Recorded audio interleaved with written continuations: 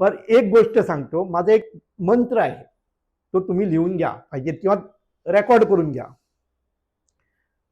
I am fit and fine, strong and energetic. I am fit and fine, strong and energetic. I am fit and fine, strong and energetic. हे झोपण्याच्या पूर्वी 10-20 मिनिटं तुम्ही तुमच्या जीवासाठी देऊ शकतात ना. प्राणायाम येते सर्व गोष्टी सोडा, व्यायाम वगैरे सर्व सोडा, पण हे ह्या 2 गोष्टी 10-20 मिनिटं स्वतःसाठी देऊ शकता. झोपता झोपता, उठून सुद्धा नाही, झोपायला जातो तेव्हा 10 मिनिटापूर्वी, झोप लागण्यापूर्वी I am fit and fine, strong and energy. मी जागा झालो की माझं चालू होतं, झोपण्यापूर्वी चालू असतं. माझं देवाचे म्हणजे मंत्र चालू असतात, तसं हे माझं मंत्र चालूच असतं. मी लोकांना सांगतो, लोक करतात नाही करतात किंवा मग विसरून जातात, पण माझं मी चालूच ठेवतो. तर I am fit and fine, strong and energetic 10 मिनिटापूर्वी, झोपण्यापूर्वी. जाग आली की मग 3 वाजता, 5 वाजता, 10 वाजता कधी जाग येते, फर्स्ट जाग येते तेव्हा परत I am fit and fine, strong and energetic 10 मिनिटं आतमधून म्हणत राहा. Brain will take care of your body. I am fit and fine, strong and energetic. हे ब्रेन मध्ये जेव्हा होतं, आय विल बी नाही हा.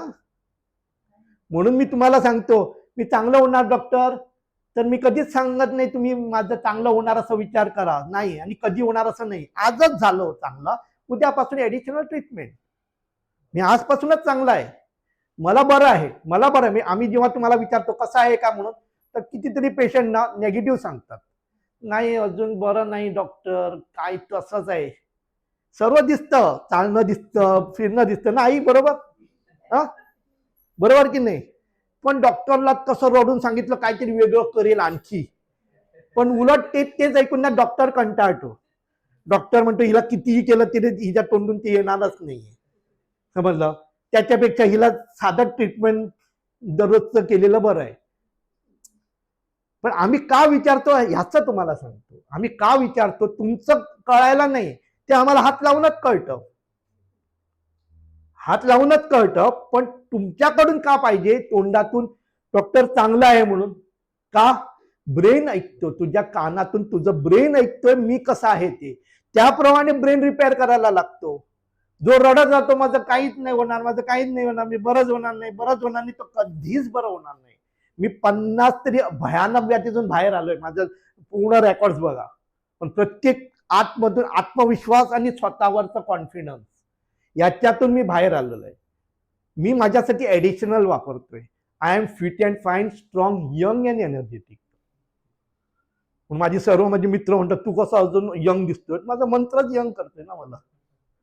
आणि मी सर्वांना सांगतो, माझ्या एजचे आणि बाकी लोक आहेत ना, त्यांना सांगतो की लोक तुम्हाला म्हातारे म्हातारे वगैरे म्हणतात ना, मला कोणी अंकल वगैरे म्हटलं ना पुण्यात, मी सरळ सांगतो प्लीज, माझी 25 वर्ष आहेत माझी एज, अजूनही माझा वाढदिवस 25 वर्षाचाच करतोय मी, समजलं. तर मला अंकल वगैरे म्हणू नका, डॉक्टर म्हटलं तरी चालेल, पण डोंट से अंकल.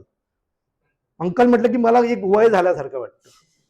सर मी अजून यंग आहे, मला पुष्कळ काम करायचं आहे लोकांसाठी. तर बी यंग. लोकांना म्हातारा म्हणायला वेळ लागत नाही, आणि त्यांना तुम्ही म्हातारा व्हायलाच पाहिजे, तरच त्यांचा फायदा असतो, बरोबर की नाही. पण आपण म्हातारा का व्हायचं? मी आजपर्यंत सर्व लोकांसाठी केलंय, मुला बाळासाठी सर्व केलं, स्वतःसाठी जगायचा हा वेळ आहे ना माझा. ह्याच वेळी तुम्ही म्हातारा म्हणतात, तुम्ही घरात बसा म्हणतात, कसं काय शक्य आहे? एवढी वर्ष घरातच बसून माझ्या कामातच राहिलो, आता माझा टाइम आहे बाहेर फिरायची, माझ्यासाठी जगायचं. आता माझं वेगळं प्रोफेशन आहे, लोकांसाठी करावंच लागतं, त्याच्यातच माझी मजा असते. पण कोणी म्हातारा वगैरे म्हटलं ना, त्याच्यावर चिडायचं, म्हातारा तू असेल म्हटलं, मी नाही. आणि तुम्ही मनात विचार करा, आतमध्ये डोळे बंद करा, तुम्हाला कुठंतरी वाटतं का की वय वगैरे काय आहे म्हणून? बॉडीला कधी वाटतं? कारण soul is always, soul is never becomes old. तो सोल कधीच म्हणू शकत नाही, तुम्हाला कधी म्हणा. लोक म्हणतात म्हणून तुम्हाला म्हातारा वाटतं, लोक म्हणतात म्हणून तुम्ही आजारी पडतात, लोक म्हणतात म्हणून. स्वतःला कधीच मनात विचार येत नाही की म्हातारा झालो म्हणून, बरोबर की नाही. कधीच येणार नाही. मला अजूनही वय सुद्धा माहित नसतं माझं काय आहे निकाल.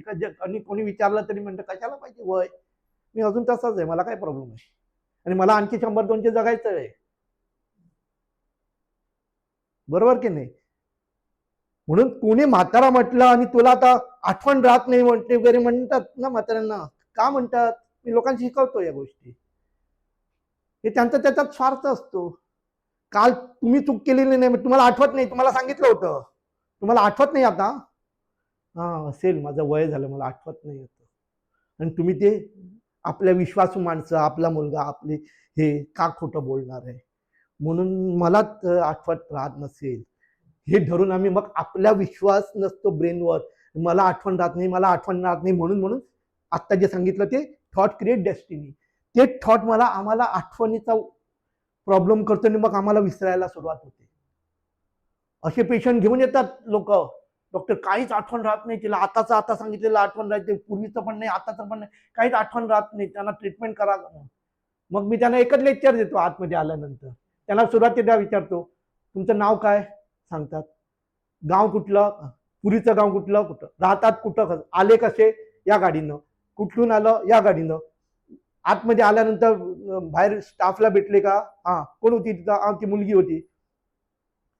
मग आता तुम्ही म्हणजे पूर्ण 60 वर्षापूर्वीपासून आतापर्यंत पूर्ण कालचे मी प्रश्न विचारल्यानंतर त्यांना विचारतो, तुला सर्वच आठवण आहे, मग तुला आठवण नाही असं कोण म्हणतं? नाही डॉक्टर, सर्वांनाच वाटतं मला तर आठवण राहत नाही म्हणून. हे लोकांना वाटतं. तुला आठवतं ना? मी सर्व विचारलं, जन्म कुठं, शिक्षण कुठं, स्कूल कुठलं, सगळं विचारलं ना. तेव्हापासून आतापर्यंत कुठल्या गाडीनं आलं, कसं आलं, कुठल्या गेटनं, सर्व सांगितलं. म्हणजे आताची पण आठवण आहे, पूर्वीची पण आहे. मग हे लोक खोटं बोलतात. Forget it. हे शिकवतो तुम्हाला, तर माझे टॉक्स फार मोठे असतात, पण त्याच्यातून जो ऐकलेला असतो तो आयुष्यभर सुखात राहतो. म्हणून मला कधीच पेशंट परत येत नाही. त्यांची फॅमिली पण हे लेक्चर्स घरात जातात, मग लोक सर्व ऐकतात. आणि त्यात माझे साधारण 6000च्या वरती families, Christian family total veg खातात. ईस्टर डेज वेळी सुद्धा व्हेज. जूड म्हणून येतो तो सारखा ब्राह्मणासारखा दिसतो, तेजस्वी होतो. तो टोटल नॉन व्हेज टच सुद्धा करत नाही. तो लेक्चर देतो, जाऊन माझ्या नावानं लेक्चर देतो बाहेर सुद्धा. कुवेटला असतो तो. कुठल्याही फंक्शन मध्ये सुद्धा व्हेजिटेबल्स वगैरे खातो.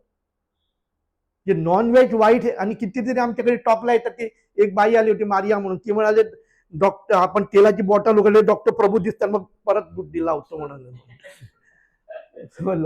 म्हणजे एवढं पर्यंत लोकांच्या मनात जाता हा टॉक, आणि त्याच्यामुळे ती चांगली राहतात. एनी हाव, मी थोडक्यात जास्तीत जास्त तुम्हाला सांगण्याचा प्रयत्न केला. आमचे टॉक्स आहेत ऑनलाईन, बघत राहा. नका त्या गोष्टी बघणार. आपलं सबस्क्राईब करा आणि सर्व लोकांना सांगा आमचा सबस्क्राईब करा म्हणून.